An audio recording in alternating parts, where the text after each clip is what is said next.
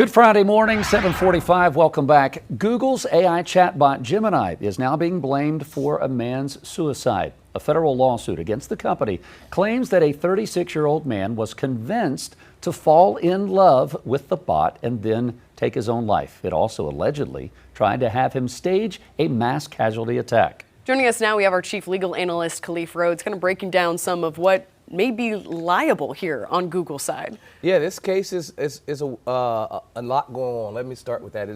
I'd say I like to try to unpack these things to their smallest parts.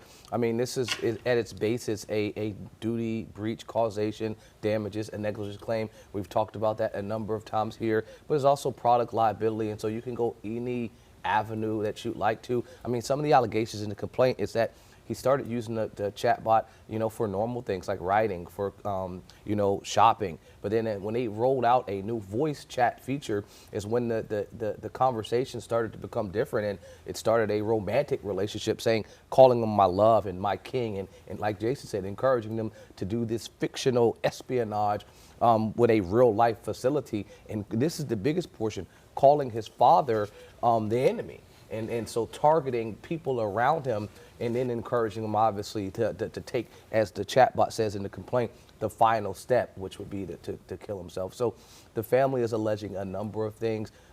This will be his own words, the individual, but in the company's own words, because they have that data stored, used against him. So how does the family, you always talk about proof, and evidence here, Khalif. How does the family prove that Google was dangerously designed to encourage violence to those that might be vulnerable? And on the flip side of that, Google's defending, going, hey, we told him we were AI. Yeah. We pointed him to crisis hotlines.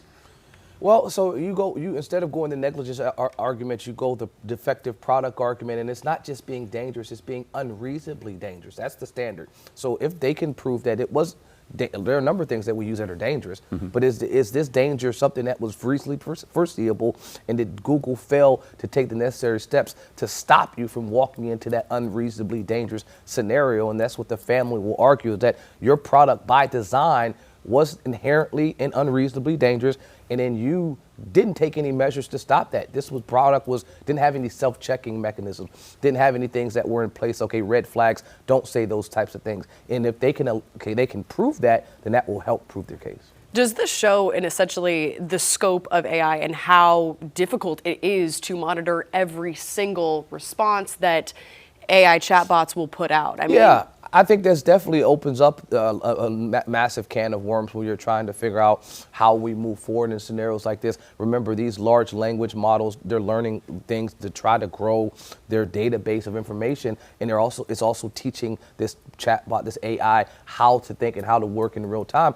But like I was saying to Jason's question, to prove their case, there should be some hard stops in place. Like if the word suicide is mentioned, hard shutdown, okay, no more communication. At its minimum, that's probably something that you want to have implemented in there so that you can, that's a foreseeable risk. Even if the person can potentially override it with, asking some additional questions. But if you don't have some feature like that, that's going to open yourself up to some type of litigation. And so the risk management department, I would assume, has already had those conversations, but then the cost of implementing it on a larger scale was probably, shut down and saying, let's just roll it out. Well, I mean, just like in the smarter vehicles if you're coming up behind a vehicle going 50 miles an hour and you're not paying attention, your vehicle can almost shut down for you.